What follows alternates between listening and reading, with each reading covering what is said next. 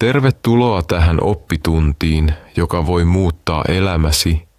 Jos olet koskaan unohtanut nimen muutaman sekunnin kuluttua sen kuulemisesta, jos olet opiskellut tuntikausia vain unohtaaksesi kaiken kokeessa, jos olet astunut huoneeseen muistamatta miksi menit sinne, jos pääsi on täynnä tietoa, etkä tiedä mikä on oikeasti tärkeää, tämä oppitunti ei ole vain sinua varten. Se on tarkoitettu juuri sinulle. Nyt opit tarkat vaiheet vapauttaaksesi mielesi, vahvistaaksesi muistisi ja muistaaksesi kaiken mitä haluat ikuisesti. Tämä ei ole yksi niistä tavallisista oppitunneista, joissa on 5 vinkkiä paremman muistin saamiseksi. Tämä on syvä ja voimakas järjestelmä, joka auttaa sinua muuttamaan täysin sen, miten mielesi toimii alkaen tästä päivästä. Ja parasta on, että tämä oppitunti on myös loistava suomen oppimiseen, koska kuunnellessasi opit käyttämään selkeitä ja vahvoja suomenkielisiä lauseita, vahvistat ymmärrystäsi ja kasvatat sanavarastoasi luonnollisella tavalla. Joten halusitpa läpäistä kokeen, muistaa kaiken mitä luet, puhua suomea paremmin tai treenata mieltäsi kuin Nero, pysy mukana loppuun asti. Koska jos sovellat näitä vaiheita, et enää koskaan unohda sitä, mikä todella merkitsee, ja tunnet vihdoin sen tunteen, että voit luottaa mieleesi. Aloitetaan. Ensimmäinen askel. Ymmärrä, miten muisti toimii. Todellinen syy siihen, miksi unohdat. Ennen kuin voit oppia muistamaan kaiken, sinun täytyy ymmärtää, miksi unohdat. Suurin osa ihmisistä uskoo, että heillä on huono muisti. He sanovat asioita kuten, en ole älykäs, mieleni on heikko, en muista mitään, mutta totuus on tämä, sinulla ei ole heikko muisti, sinulla on harjoittelematon muisti. Ensimmäinen virhe on, että meille ei ole koskaan opetettu, miten muisti oikeasti toimii. Mielesi on kuin kirjasto. Kuvittele, että mielesi on kirjasto. Joka kerta kun opit jotain, nimen, päivämäärän, faktan, se on kuin laittaisit kirjan hyllylle. Mutta jos et laita sitä kunnolla, et merkitse sitä, etkä koskaan katso siihen uudestaan, se katoaa meluun. Ja juuri näin tapahtuu päässäsi. Tieto tulee sisään, mutta se ei pysy, koska sitä ei siirretä lyhytkestoisesta muistista pitkäkestoiseen muistiin. Ja tässä on avain. Lyhytkestoinen muisti vastaan pitkäkestoinen muisti. Näin se toimii. Lyhytkestoinen muisti on kuin liitutaulu. Kirjoitat siihen jotain, mutta jos et tallenna sitä, se pyyhkiytyy pois. Pitkäkestoinen muisti taas on kuin pysyvä muistikirja. Kun jotain on tallennettu sinne, se jää sinne ikuisesti, mutta suurin osa ihmisistä jättää kaiken lyhytkestoiseen muistiin. He kuulevat nimen, mutta eivät toista sitä. He lukevat sivun, mutta eivät yhdistä sitä tunteeseen. He opiskelevat koetta varten, mutta eivät koskaan kertaa aineistoa. Niinpä tieto ei koskaan siirry pitkäkestoiseen muistiin ja katoaa. Kuvittele, että olet juhlissa. Tapaat henkilön. Hän sanoo, hei, olen Markku.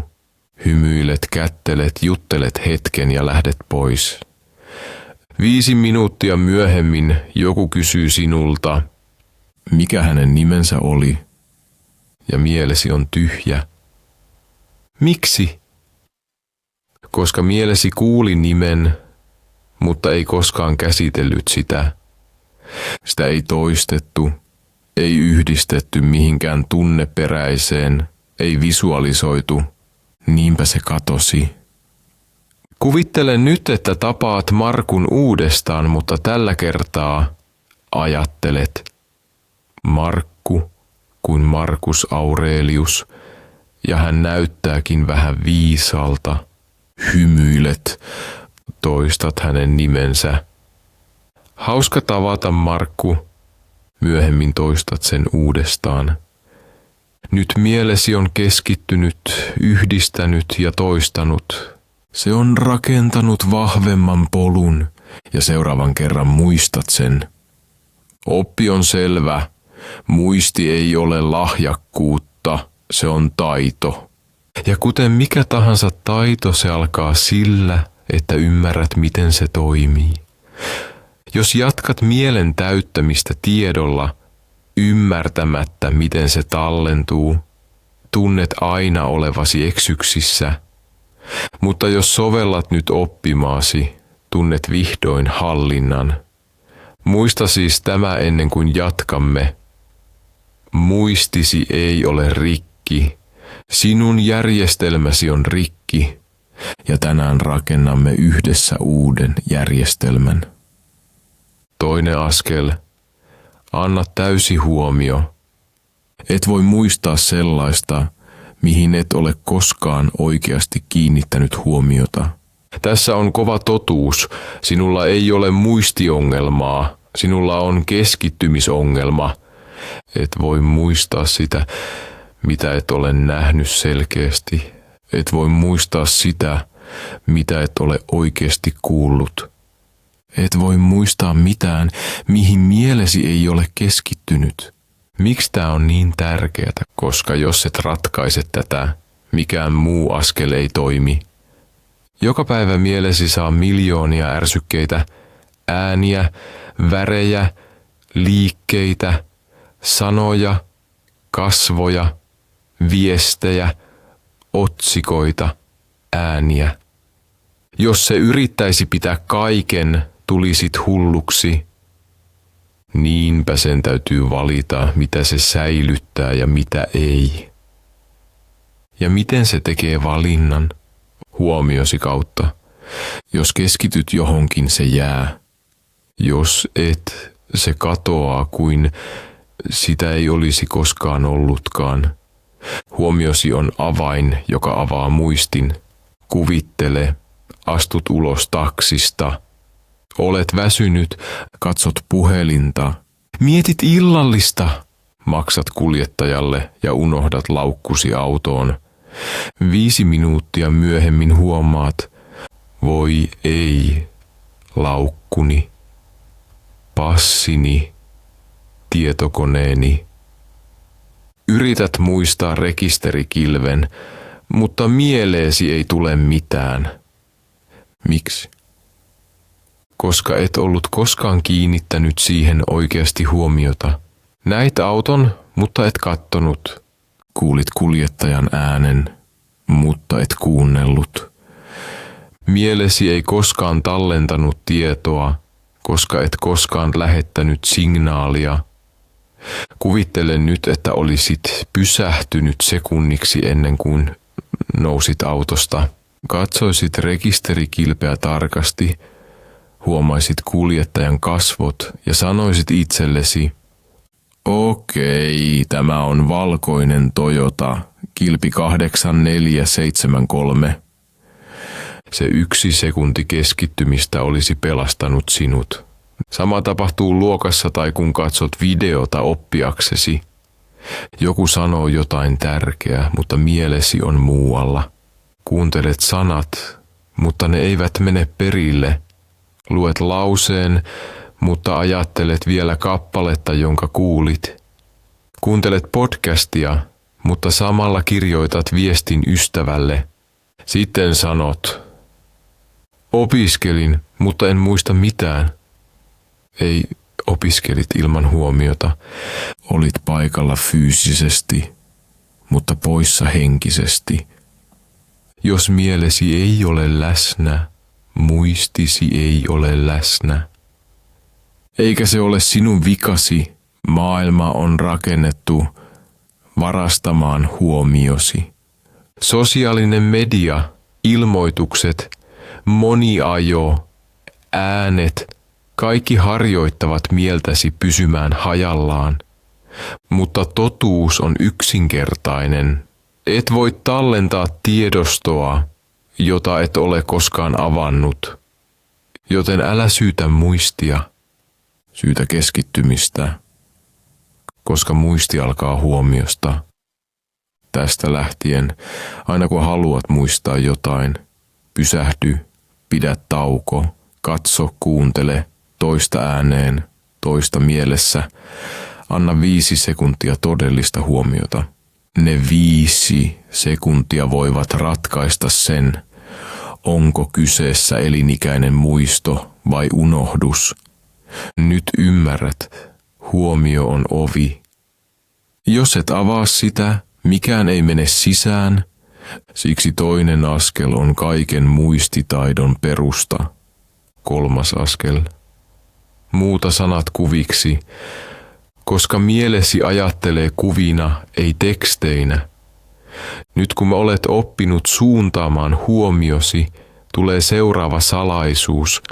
Mielesi ei muista sanoja, vaan kuvia. Mieti tätä hetki. Jos sanon sanan norsu, mitä näet mielessäsi? Kirjaimia N, O, R, S, U. Ei. Näet ison harmaan eläimen, pitkän kärsän, suuret korvat, hitaan kävelyn. Näin mielesi tallentaa tietoa, kuvina, ei teksteinä. Joten jos haluat muistaa jotain, nimen, sanan, faktan, numeron, sinun täytyy muuttaa se mielikuvaksi. Tää muuttaa kaiken. Sanat ovat abstrakteja, tylsiä. Mielesi ei tiedä, mitä niillä tehdä. Mutta kuvat ovat eläviä. Niissä on väriä, tunnetta, muotoa, liikettä. Otetaan esimerkki. Tapaa tytön nimeltä Liisa. Jos ajattelet vain Liisa, äidillisnimi, unohdat sen muutamassa minuutissa. Mutta kuvittele sen sijaan, että ajattelet hänen hiustensa olevan täynnä liljoja. Tai että hän pitelee kädessään kimppua liljoja ja hymyilee. Nyt hänen nimensä on sidottu kuvaan. Mielesi sanoo, tämä on kiinnostavaa, tallennetaan se. Mitä oudompi, hauskempi tai liioitellumpi kuva on, sitä vahvempi muisto. Haluatko muistaa sanan tulivuori? Älä kuvittele vain vuorta. Kuvittele valtava syntymäpäiväkakku, joka purkautuu sulalla suklaalla. Lisää ääni, boom. Lisää haju, palanut suklaa. Se kuulostaa lapselliselta, mutta juuri siksi se toimii. Koska muisti syntyy tunteesta, muisti syntyy liikkeestä. Muisti syntyy, kun mielesi sanoo, vau, tämä on hullua. Kokeillaan listan kanssa. Haluat muistaa nämä sanat. Maito, munat, kirja, kengät, kissa. Älä opettele niitä kuin robotti. Muuta ne tarinaksi kuvina. Valtava maitopurkki lukee kirjaa istuen kenkien päällä, kun kissa silmälaseissa katsoo sitä ja munia sataa taivaalta kuin lunta. Nyt naurat, nyt näet sen. Etkä unohda, koska mielesi säilyttää tarinat ja kuvat, ei listoja. Tätä tekniikkaa käyttävät muistimestarit, jotka pystyvät muistamaan satoja sanoja muutamassa minuutissa.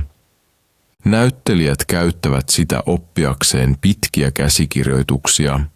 Kieliä opiskelevat käyttävät sitä painaakseen tuhansia uusia sanoja mieleensä. Puhujat käyttävät sitä esiintyäkseen ilman muistiinpanoja. Ja nyt sinäkin voit käyttää sitä. Älä vain lue, näe. tästä lähtien älä vain lue tietoa, näe se, Kuule se, kosketa sitä mielessäsi, muuta nimet kasvoiksi, ideat kuviksi, faktat hauskoiksi kohtauksiksi. Koska jos teet niin, mielesi ei ole enää vuotava ämpäri, vaan kassakaappi täynnä kirkkaita ja unohtumattomia kuvia. Pelkästään tämä askel voi tehdä muististasi 10 kertaa vahvemman, erityisesti kun opit suomea, uutta sanastoa, puheita tai mitä tahansa, mitä haluat muistaa ikuisesti. 4. askel. Käytä tarinamenetelmää. Koska mielesi on luotu tarinoita varten, ei listoja varten. Tässä on totuus, joka voi muuttaa elämäsi. Mielesi ei pidä tylsistä faktoista. Se rakastaa draamaa. Se rakastaa hahmoja. Se rakastaa tunteita. Se rakastaa tarinoita. Siksi tämä tekniikka on niin voimakas, jos haluat muistaa jotain, laita se tarinaan. Tämä menetelmä on niin tehokas, että sitä käyttävät muistimestarit, Hollywood-näyttelijät, opettajat, puhujat ja jopa antiikin filosofit. Miksi listat eivät toimi? Kuvittele, että joku sanoo, tässä on lista, muista tämä. Omena, hevonen, takki, kynttilä, jäätelö, pilvi, sukat, tuoli, puu, apina. Jos yrität opetella sen sellaisenaan, ehkä muistat 3 tai 4 sanaa 6, jos todella yrität. Mutta 5 minuutin päästä kaikki on poissa. Miksi? Koska listassa ei ole yhteyksiä. Jokainen asia leijuu yksin, ilman suhdetta, ilman tunnetta, ilman merkitystä. Nyt muutetaan menetelmää ja käytetään tarinaa. Sen sijaan, että yrittäisimme muistaa, luomme hullun, hauskan ja tunnepitoisen kohtauksen. Oletko valmis? Jättimäinen omena putoaa taivaalta ja osuu hevosta päähän. Hevonen hirnahtaa, juoksee kauppaan ja varastaa takin. Se sytyttää kynttilän nähdäkseen pimeässä, mutta sulattaa jäätelön. Jäätelö räjähtää pilveksi, joka sataa sukkia. Yksi sukka osuu tuoliin, joka muuttuu puuksi. Puusta hyppää apina nauraen ja näyttää peukkua. Nyt testataan sinua. Pystytkö muistamaan koko listan? Omena, hevonen, takki, kynttilä, jäätelö, pilvi, sukat, tuoli, puu, apina. Kyllä, muistat sen, koska et opetellut listaa, vaan näit tarinan. Tämä on tarinamenetelmän voima. Ihmismieli on vanha. Tuhansien vuosien ajan ihmiset eivät oppineet kirjojen tai listojen kautta. He oppivat tarinoiden avulla, myyttien, legendojen, laulujen, runojen. Tarinat siirsivät viisauden, lain, historian, taidot sukupolvelta toiselle. Siksi muistimme rakastaa tarinoita. Tarina on luonnollinen muistin kieli. Tästä päivästä lähtien, aina kun sulla on lista, muunna se tarinaksi. Tee siitä dramaattinen, liioiteltu, hauska. Silloin se jää mieleen.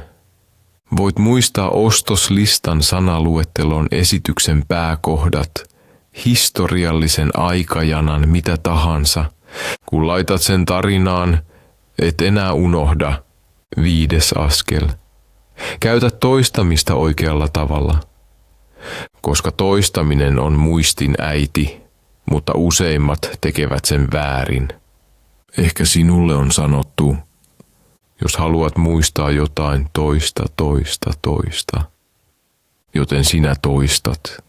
Luet saman sivun 10 kertaa. Toistat saman sanan ääneen 100 kertaa. Kirjoitat saman lauseen uudestaan ja uudestaan. Ja silti unohdat sen. Miksi? Koska kyse ei ole määrästä, vaan ajankohdasta. On olemassa salaisuus nimeltä spaced repetition, ajastettu toisto. Tämä on yksi tehokkaimmista oppimistyökaluista koko maailmassa. Näin se toimii. Jos opiskelet jotain kerran, unohdat sen. Jos opiskelet sen 2 saman tunnin aikana, muistat sen ehkä hieman pidempään. Mutta jos opiskelet sen tänään, sitten huomenna, sitten 2 päivän päästä, sitten viikon päästä, sitten 2 viikon päästä, silloin mielesi lukitsee sen ikuisesti. Kuvittele, että opit tänään uuden suomenkielisen sanan. Ikkuna. Näet sen, toistat sen, kirjoitat sen. Tuntuu siltä, että muistat sen, mutta jos et koske siihen uudestaan, huomaat viikon päästä unohtaneesi sen. Kuvittele sen sijaan, että opit sen ja toistat saman päivän iltana. Seuraavana päivänä kirjoitat sen uudestaan. 2 päivän kuluttua käytät sitä lauseessa, 4 päivän päästä kerrot sen ystävälle, viikon kuluttua luet sen uudestaan muistiinpanoistasi, 2 viikon kuluttua toistat sen vielä kerran, tämän jälkeen sana on sinun ikuisesti. Se ei ole enää vieras, vaan siitä on tullut osa sinun mentaalista kotiasi. Tämä on ajastetun toiston voima. Se muuttaa sinut ihmisestä, joka unohtaa helposti, ihmiseksi, joka muistaa ikuisesti. Ja paras puoli on se, ettei se ole monimutkaista. On olemassa sovelluksia ja ohjelmia, jotka tekevät tämän automaattisesti, kuten Anki, joka näyttää kortit juuri silloin, kun muistisi on unohtamassa. Mutta voit tehdä sen myös itse, kalenterin tai tavallisen vihkon avulla. Tärkeintä on noudattaa sääntöä. Älä toista liian aikaisin, äläkä odota liian pitkään. Toista juuri silloin, kun olet unohtamassa. Silloin muisti vahvistuu, kuten lihas. 6. askel. Lisää tunteita. Koska mielesi ei muista faktoja, se muistaa tunteet. Tämä on muistin syvin salaisuus. Emme muista logiikalla, vaan sydämellä. Mieti hetkiä, joita et ole koskaan unohtanut. Sisaruksen syntymä, ensimmäinen suudelma, ensimmäinen kaatuminen pyörällä, rakkaan menetys. Miksi nämä hetket pysyvät elävinä vuosikausia, kun taas unohdat, missä avaimet ovat? Koska ne eivät ole täynnä tunnetta, mielesi sanoo. Tämä kokemus sai minut nauramaan, itkemään, kärsimään, iloitsemaan, siis tallennan sen. Mutta se sanoo, tämä fakta on tylsä, hyödytön, sydämetön, siis heitän sen pois. Siksi unohdat historian vuosiluvut, mutta muistat elokuvan, joka sai sinut itkemään. Siksi unohdat määritelmät, mutta muistat sanat, jotka satuttivat tai paransivat sinua. Tunteet ovat muistin liimaa. Kuvittele, että sinun täytyy oppia historiallinen päivämäärä 15. huhtikuuta 1912. Titanic upposi. Useimmat ihmiset oppivat sen kuin robotit. He eivät välitä, joten he unohtavat. Mutta nyt kuvittele, että luet kuinka 1500 ihmistä kuoli. Kuinka muusikot jatkoivat soittamista laivan upotessa, kuinka äidit pitivät lapsiaan sylissään, kuinka rakastavaiset kuiskivat jäähyväisiä, kuinka jotkut luovuttivat paikkansa pelastaakseen tuntemattomia. Yhtäkkiä se ei ole enää pelkkä päivämäärä. Se on inhimillinen tarina. Se on tragedia. Se on muisto rakkaudesta, menetyksestä ja rohkeudesta, etkä enää koskaan unohda 15. huhtikuuta 1912, koska nyt tunnet sen. Aina kun opit jotain, kysy itseltäsi, voinko luoda henkilökohtaisen yhteyden? Olenko kokenut jotain samanlaista? Voinko tuntea iloa, vihaa, surua tai yllätyksen tässä? Jos vastaus on kyllä, mielesi muistaa sen pidempään. Jos vastaus on ei, mielesi kohtelee tietoa roskana ja pyyhkii sen muutamassa tunnissa, myös silloin kun opit suomea. Älä tyydy pelkkään merkityksen tietämiseen, vaan tunne sana. Esimerkiksi luovuttaa. Älä sano vain, että se tarkoittaa antaa periksi. Muista päivä, jolloin joku luovutti sinut, tai hetki, jolloin itse luovutit jossain tärkeässä asiassa. Nyt sana elää sisälläsi. Yksi lisävinkki. Jos on pakko, näyttele tunteet. Joskus aihe on tylsä, mutta sinun on silti opittava se. Yritä silti lisätä tunne. Esimerkiksi matemaattinen kaava. Kolmion pinta-ala on puoli kertaa kanta kertaa korkeus. Kuulostaa tylsältä? Kuvittele kolmio pizzan palaksi. Sinulla on nälkä, mutta saat syödä vain puolet. Se tuska, että saat vain puolikkaan pizzan, saa sinut muistamaan ikuisesti puolikas. Kyllä, se kuulostaa lapselliselta, mutta mielesi ei välitä logiikasta, se välittää tunteista. Jopa keksityt tunteet ovat parempia kuin ei mitään. Jos todella ymmärrät ja sovellat tämän, alat tuntea jokaisen oppitunnin elävänä. Ja se, mikä on elävää, ei kuole. 7. askel. Opeta se, mitä opit, koska opettaminen tarkoittaa kaksinkertaista muistamista. Nyt paljastan yhden muistin aliarvostetuimmista salaisuuksista. Jos haluat muistaa jotain ikuisesti, opeta se jollekulle. Ei huomenna, ei ensi viikolla.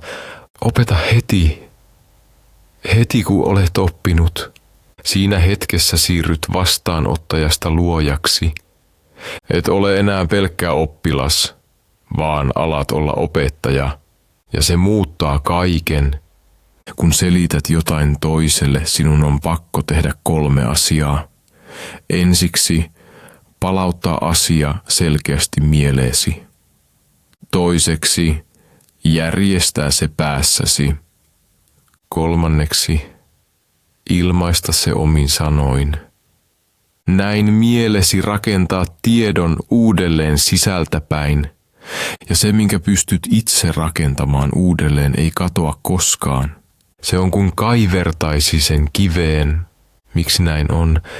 Koska et vain oppinut sitä, vaan käytit sitä, jaoit sen ja opetit sen, ja kun sanon opettaa, en tarkoita, että sinun täytyy ryhtyä opettajaksi.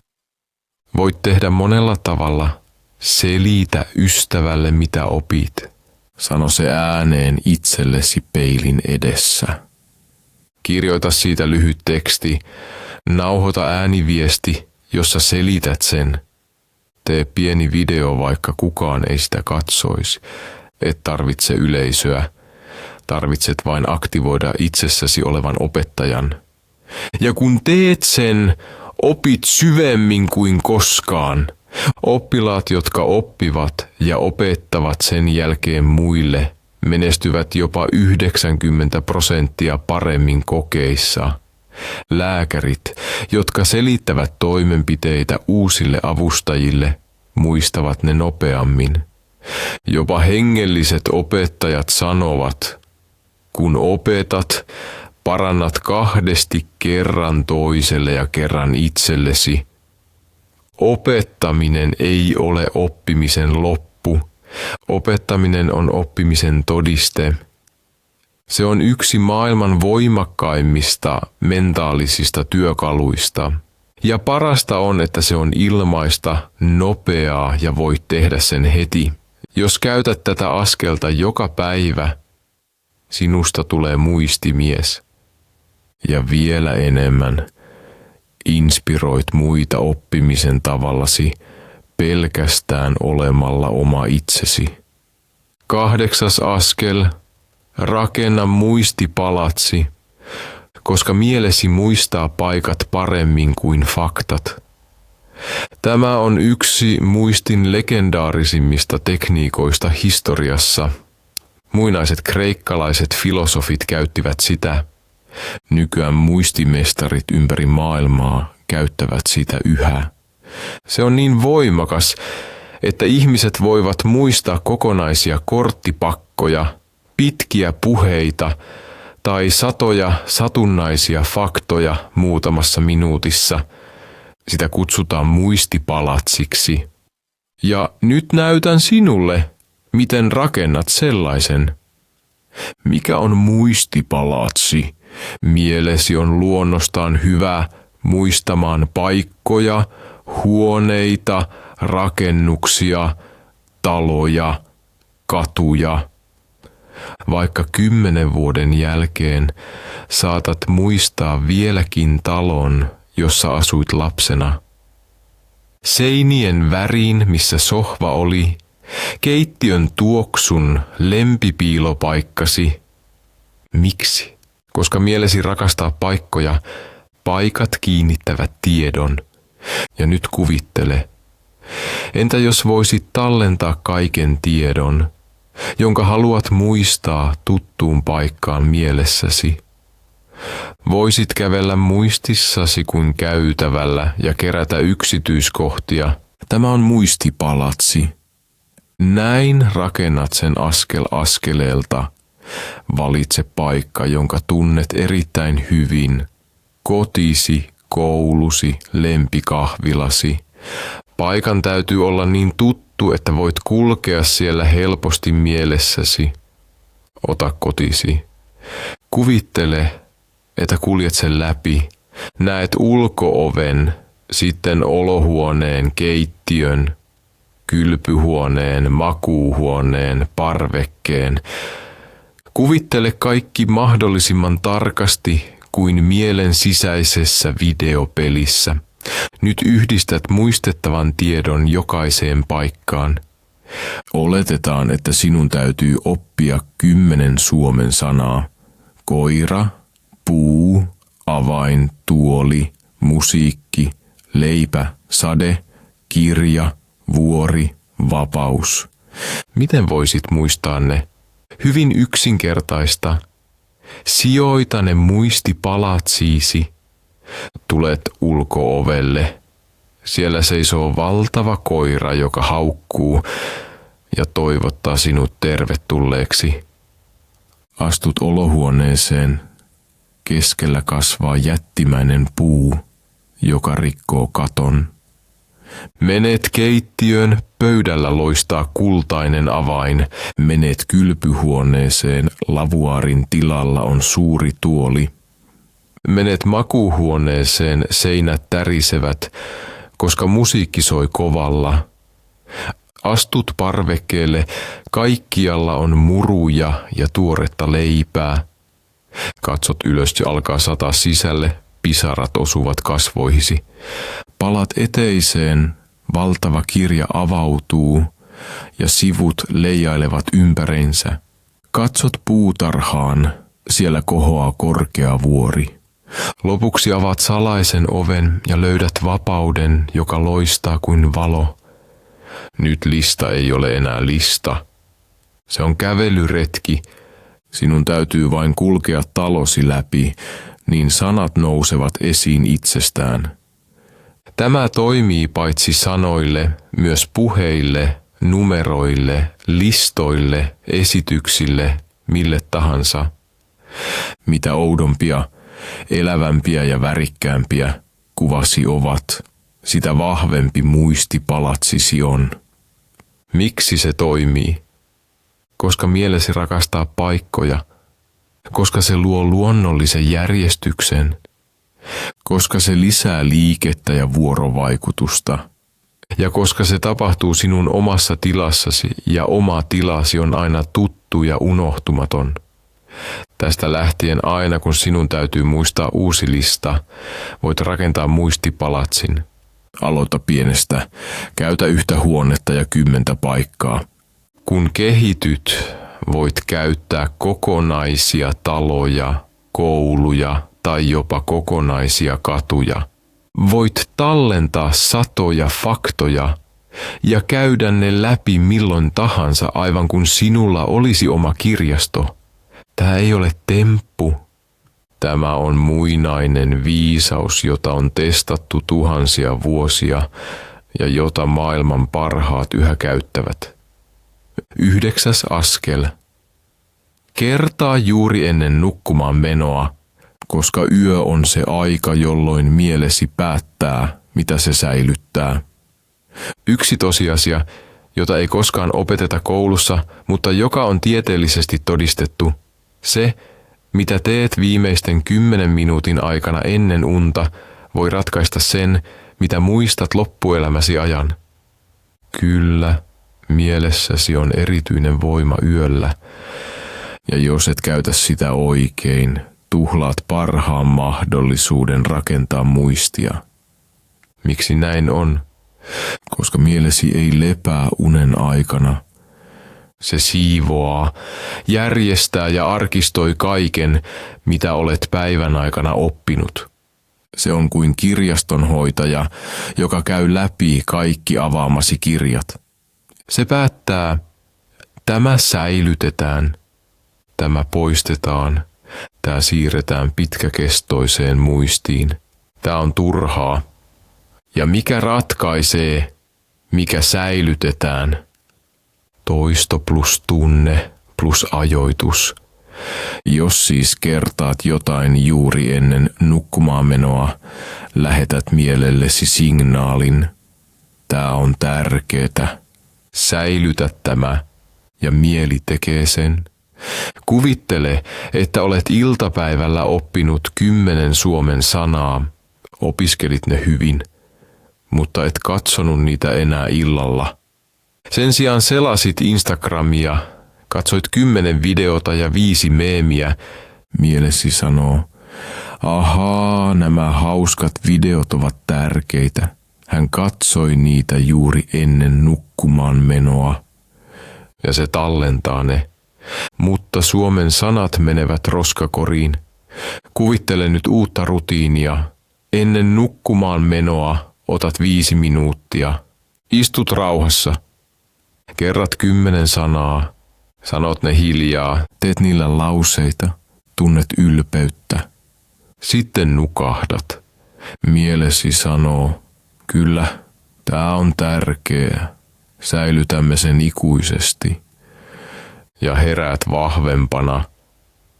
Mitä siis voit tehdä joka ilta? Sulje häiriöt, ei puhelinta, ei kovaa musiikkia. Ota vihko tai muistilaput. Kertaa, mitä olet päivän aikana oppinut, vaikka vain 5 asiaa. Sano ne ääneen tai hiljaa. Sulje silmät, kuvittele ne. Tunne tyytyväisyyttä. Nuku rauhallisesti. Tämä pieni rituaali voi muuttaa muistisi ikuisesti. Miksi tämä askel on niin erityinen? Se ei vaadi lisäaikaa, se on osa luonnollista uniprosessiasi. Se vahvistaa valtavasti muistin konsolidaatiota, tieteellisesti todistettu. Se rakentaa rutiinia ja kurinalaisuutta. Se parantaa paitsi muistia myös unen laatua ja keskittymistä. Se on salainen voima, jota useimmat eivät käytä, mutta mestarit käyttävät sitä joka yö. 10. askel. Kirjoita asiat ylös, koska kirjoittaminen on aivojen tallennapainike. On syy siihen, miksi ihmiset unohtavat, mitä he lukevat, unohtavat, mitä kuulevat, unohtavat, mitä näkevät, mutta melkein koskaan eivät unohda sitä, mitä kirjoittavat. Miksi? Koska kirjoittaminen aktivoi mielen täysin eri tavalla. Se hidastaa ajattelua, pakottaa järjestämään ideat ja luo vahvan yhteyden käden ja muistin välille. Kirjoittaminen on kuin painaisi tallenna päässäsi. Jos et kirjoita, se leijuu ilmassa. Jos kirjoitat, se laskeutuu, kiinnittyy ja pysyy. Kun kuuntelet tai luet jotain, mielesi on passiivinen. Ässiä usein unohdat sen muutamassa minuutissa. Mutta kun kirjoitat jotain käsin, mielesi aktivoituu. Se sanoo, hetkinen, tää on vakavaa. Minun täytyy ymmärtää tämä kunnolla, ja silloin alkaa todellinen oppiminen. Kirjoittaminen ei auta sinua vain muistamaan lausetta, vaan myös ymmärtämään sen syvemmän merkityksen. Ja kun ymmärrät, muistat koko elämäsi. Kuvittele, että opit suomen sanan sinnikkyys. Luet merkityksen, kyky jatkaa vaikeuksista huolimatta, nyökkäät, ymmärrät. Mutta jos et käytä sitä, et sano sitä ääneen, et toista sitä, huomenna olet jo unohtanut sen. Kokeile näin. Ota vihkosi, kirjoita, sana, sinnikkyys, merkitys, kyky jatkaa vaikka on vaikeaa, lause. Hän harjoitteli sinnikkyydellä joka päivä. Henkilökohtainen yhteys. Haluan itsekin olla sinnikäs, kun opin suomea. Tämä prosessi vie minuutin. Mutta nyt sana ei ole enää pelkkä määritelmä. Se on tarina, tunne, osa elämääsi. Olet kirjoittanut sen sisällesi. Tietokoneella kirjoittaminen on nopeaa, mutta käsin kirjoittaminen on todellista. Kun naputat näppäimistöllä, sormet liikkuvat automaattisesti. Kun kirjoitat käsin, hidastat. Tunnet kirjaimet, näet jokaisen muodon. Tämä fyysinen liike jättää syvemmän jäljen muistiin. Tiede vahvistaa tämän. Opiskelijat, jotka tekevät muistiinpanoja käsin, muistavat paremmin kuin ne, jotka vain kirjoittavat koneella tai alleviivaavat tekstiä. Joten jos todella haluat muistaa, ota kynä, vihko ja tee oppimisesta fyysistä. Mitä sinun pitäisi kirjoittaa? Kaikki, minkä haluat muistaa, erityisesti uudet sanat, tärkeät faktat, motivoivat lauseet, kirjojen tai oppituntien pääkohdat, lainaukset, jotka koskettavat sinua, tai opetukset, joita et halua koskaan unohtaa. Kirjoittaminen on kuin oman kirjastosi rakentamista. Se rakentaa muistisi. Ja usko pois. Yksi vihko, johon kirjoitat huolella, on arvokkaampi kuin 10 videota, jotka vain katsoit tekemättä mitään. Aloita tänään kirjoittamalla joka päivä. Vaikka vain yksi lause. Se ei ole pelkästään hyödyllistä muistille, se on supervoima. 19 askel. Käytä aktiivista palauttamista, koska itsensä testaaminen rakentaa todellisen ja kestävän muistin. Useimmat ihmiset tekevät suuren virheen opiskellessaan. He katsovat ratkaisua monta kertaa ja ajattelevat, ymmärrän, osaan tämän. Mutta ymmärtäminen ei ole sama kuin muistaminen. Todellinen kysymys on, pystytkö palauttamaan sen ilman apua? Jos vastaus on ei, et vielä omista sitä tietoa. Tässä kohtaa astuu kuvaan aktiivinen palauttaminen. Se on maailman voimakkain ja rehellisin muistitekniikka. Mitä se tarkoittaa? Hyvin yksinkertaista, sulje kirja, sulje sovellus, pysäytä video ja kysy itseltäsi, voinko muistaa tämän? Ei huijauksia, ei vilkuilua, ei kurkistamista. Vain sinä, mielesi ja totuus. Tämä prosessi, tiedon kaivaminen esiin, pakottaa muistin vahvistumaan. Mitä useammin teet sen, sitä paremmin säilytät tiedon. Kuvittele, että opit tämän lauseen. Jatkuvuus on tärkeämpää kuin intensiteetti. Luet sen, pidät siitä, ymmärrät sen. Mutta nyt testaat itseäsi, peität lauseen. Kysyt, miten se sitaatti meni? Mitä se tarkoittaa? Voinko sanoa sen omin sanoin? Pystyisinkö selittämään sen ystävälle? Aluksi ehkä epäröit. Ehkä muistat vain puolet. Se ei haittaa.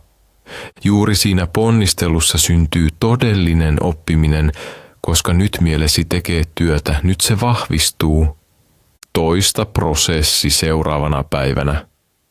Jo silloin muistat sen paremmin.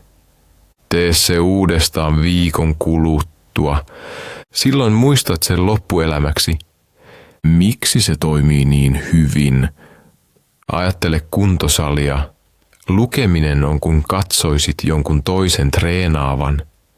Aktiivinen palauttaminen taas tarkoittaa, että itse nostat painon. Joka kerta kun palautat jotain mieleesi, nostat henkisen painon ja mielesi vahvistuu.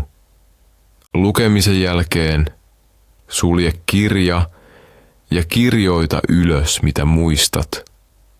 Videon jälkeen pysäytä se ja kertaa ääneen, mitä opit.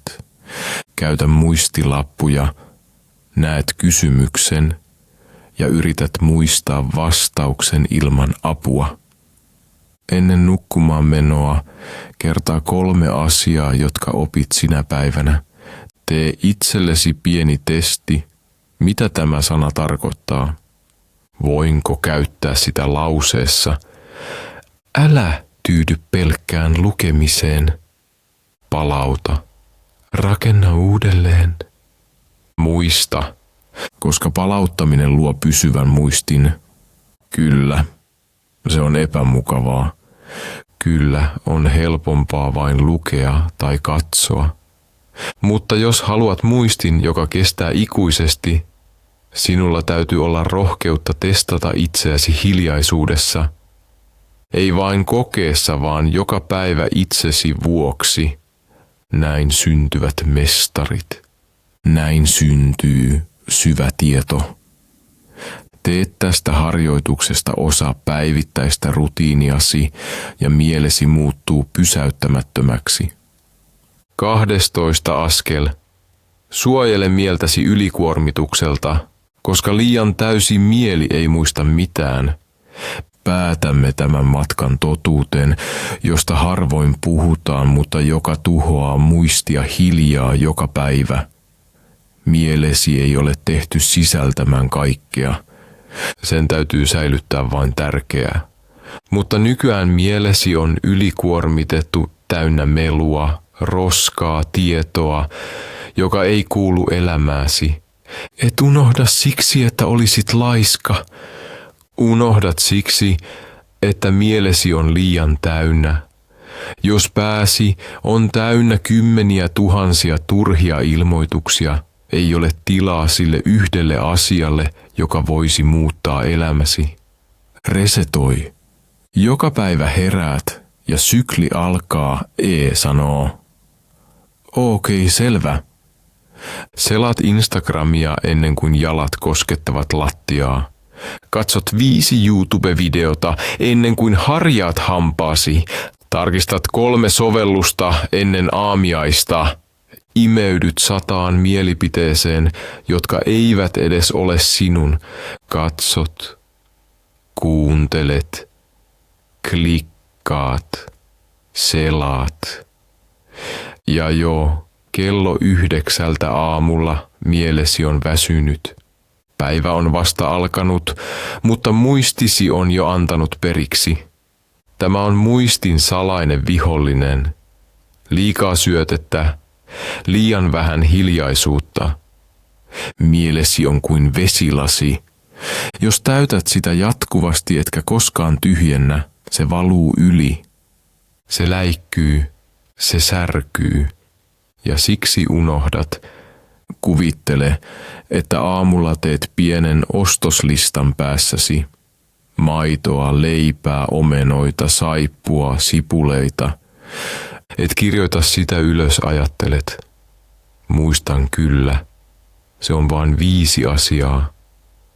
Mutta listan jälkeen otat puhelimen.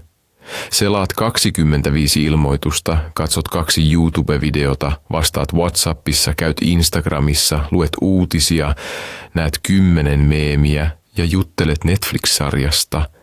Kun vihdoin olet kaupassa, pääsi on tyhjä. Muistat maidon ja omenat, mutta sipulit ja saippua ovat kadonneet ja olet turhautunut. Miksi unohdit jotain niin yksinkertaista, et siksi, että olisit tyhmä, et siksi, että mielesi olisi heikko? Vastaus on, pääsi täyttyi roskasta. Tärkeä lista hautautui hyödyttömän sisällön alle, ei siksi, ettei se olisi ollut tärkeä, vaan siksi, että annoit liikaa tilaa sille, mikä ei ollut. Mieli on puutarha, ei kaatopaikka. Sinun täytyy suojella muistiasi kuin puutarhaa. Jos rikkaruohot kasvavat liikaa, kukat tukehtuvat. Kysy itseltäsi joka päivä, mitä päästä mieleeni? Rakentaako tämä minua vai ylikuormittaako? Tekevätkö nämä asiat minusta vahvemman vai vievätkö ne minua alas?